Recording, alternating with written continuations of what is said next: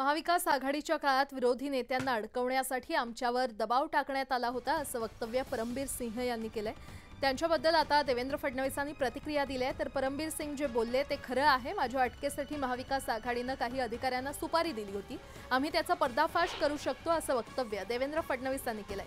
तर माझ्या अटकेसाठी 4 वेळा प्रयत्न झाले होते, पण यांना काही मिळालं नाही। यांचे व्हिडिओ पुरावे सीबीआयला दिले। आजही आमच्याकडे अनेक व्हिडिओ पुरावे आहेत असं उपमुख्यमंत्री देवेंद्र फडणवीस म्हटले की त्यांनी मला अटक करण्याच्या संदर्भात आणि भाजपच्या नेत्यांना अटक करण्याच्या संदर्भात जे काही वक्तव्य केलेलं आहे ते पूर्णपणे सत्य आहे।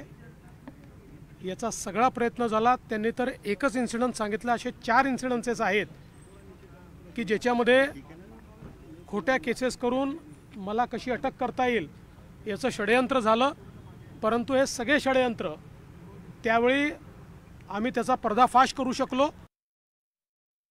महाविकास आघाडीच्या सरकारच्या काळामध्ये मी असेल, गिरीश महाजन असेल, प्रवीण दरेकर असेल, अनेक आमचे नेते आहेत की ज्या नेत्यांना अक्षरशः जेलमध्ये टाकण्याची सुपारी ही काही अधिकाऱ्यांना दिली होती, काही अधिकाऱ्यांनी घेतली होती, परंतु ते करू शकले नाहीत। कारण अनेक चांगले अधिकारी होते की ज्यांनी त्या स्तरावर अशा प्रकारच्या खोट्या केसेस करायला नकार दिला।